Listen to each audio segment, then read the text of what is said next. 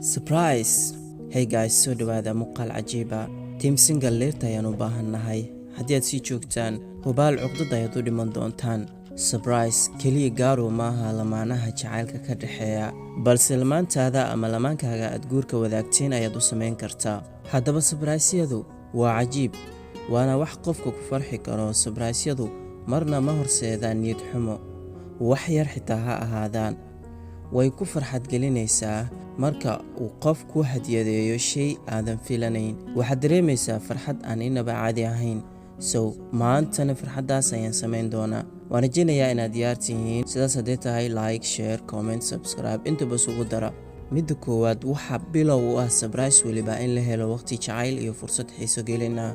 muhiim maahan inaad wax weyn aad isku daaliso, adigoo awoodi kara qofkaaga inaad ka ogaato siduu uga falceliyo ereyada aad la wadaagtay ee jacaylka ah, misena ka duwan waxyaabaha aad isticmaalaysid adiga.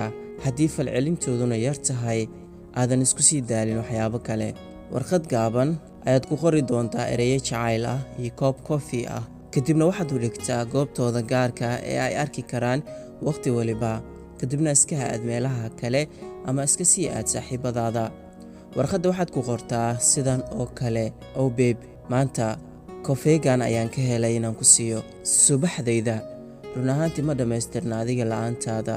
taasi waa surprise aad u samayn karto qofkaaga aad guur wadaagga tihiin, oo aad kaga yaabin karto, aad nooga farxin karto.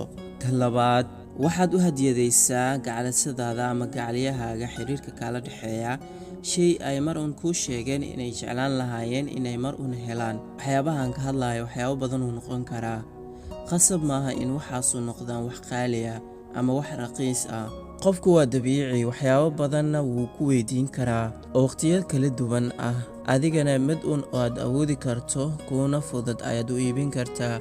taasina waxay noqon kartaa furaanti, saacad, buug, mobile, wax model ah, whatever. muhiimaddu waa inaad hadiyadayn kartaa wax un.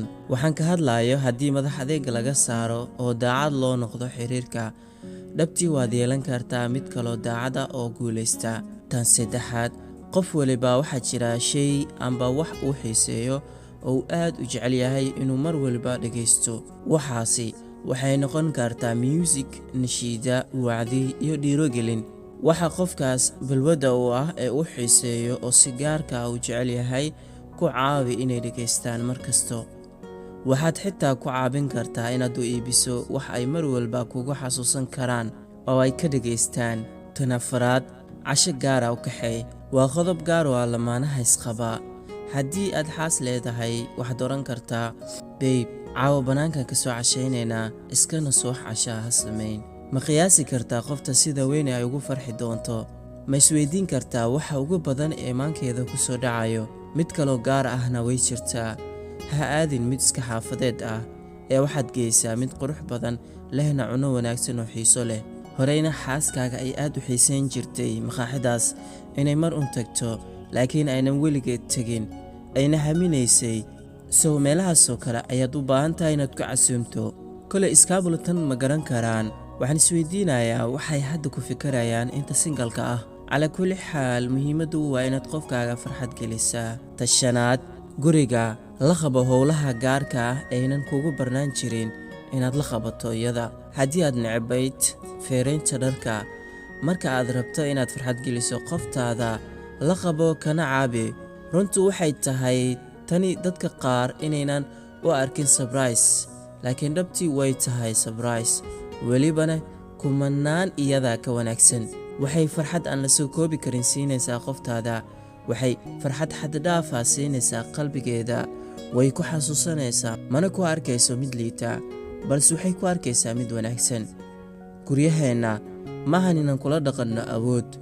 waxaa jira wax markaad awood u isticmaasho jabaayo, iyo wax markaad daciifnimo u isticmaasho kuga adkaanayaan. waana farqiga u dhexeeya guriga iyo bannaanka. markaad guriga awood ula dhaqanto, waxaa jabaya xiriirka wanaagsana. markaad bannaanka ula dhaqantana daciifnimo, waxaa kuga adkaanaya xalintooda. tan lixaad, u iibi dhar model ah. tani kama dhigno in iyagu dharla'aan hayso ama aynan haysan labis qurxoon, balse dadka maxaa qurxiya?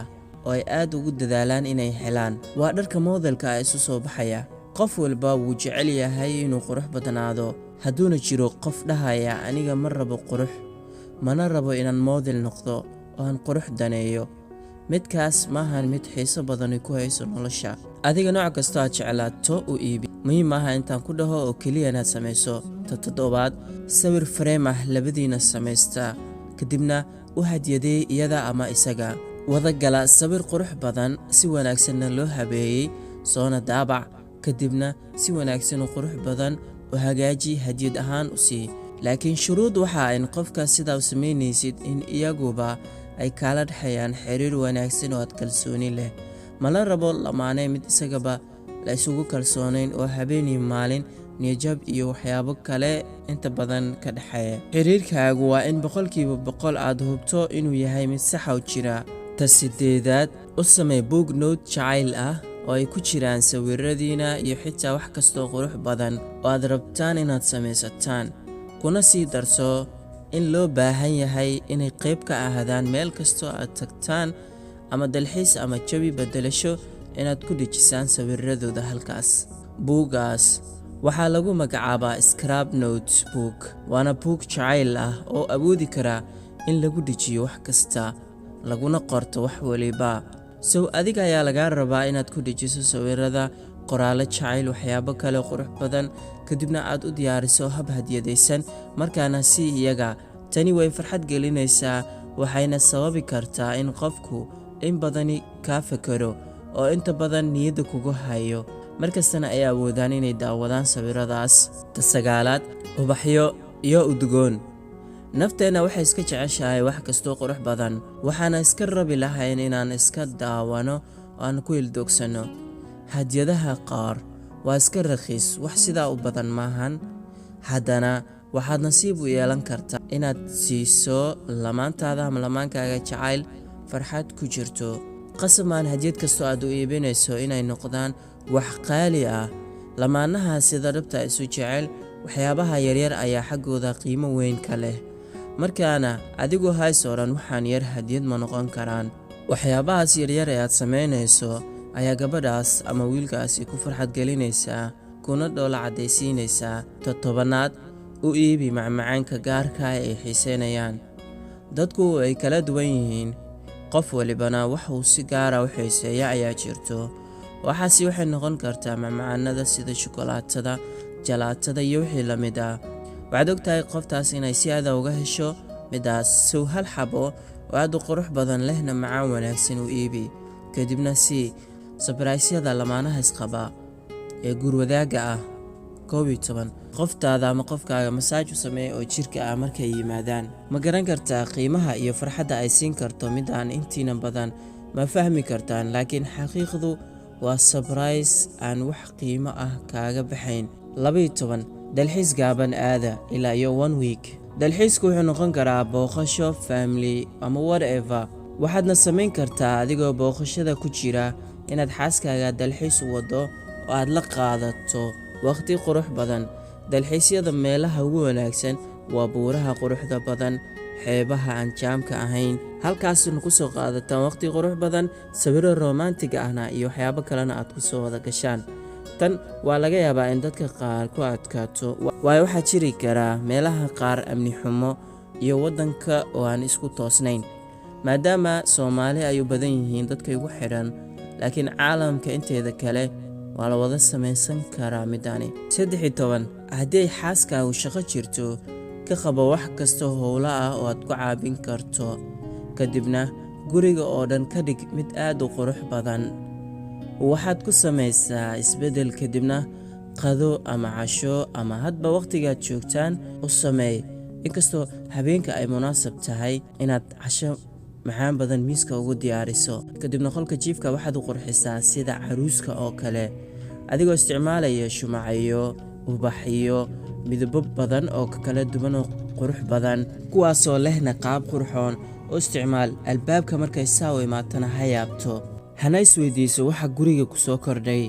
Tani ayaa ah mid qof walba farxad gelinayso. Surprise-kane waa midka ugu quruxda badan ee adiga lagugu xasuusan doono. Waaba haddii aad si dhabaad u jeceshahay xaaskaaga, 14 dhalashadeeda u sameey waxyaabo kadis ah oo adiga aad la jeclaatay.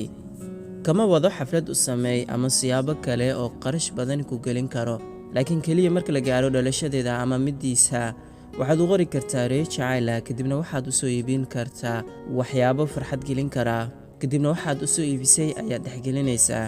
ereyada jacaylka aad qoraysana waa kuwa ku saabsan dhalashadeeda ama dhalashadiisa.